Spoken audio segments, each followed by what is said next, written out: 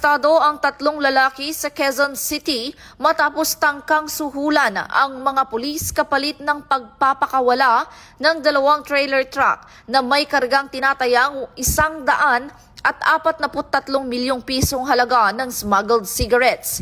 Ayon sa PNP Highway Patrol Group, unang naharang ang 2 truck noong Miyerkules dahil sa traffic violation. Sa masusing inspeksyon, natuklasan na unregistered ang mga sasakyan at naglalaman ng humigit kumulang 2,000 kahon ng dokumento at umano'y smuggled na sigarilyo.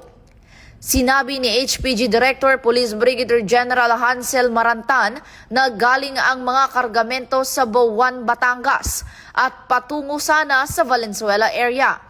Pinatunayan ng PNP ang kanilang dedikasyon sa mahigpit na pagpapatupad ng batas, alinsunod sa adbukasiyang bagong PNP para sa bagong Pilipinas, serbisyong mabilis, tapat at nararamdaman.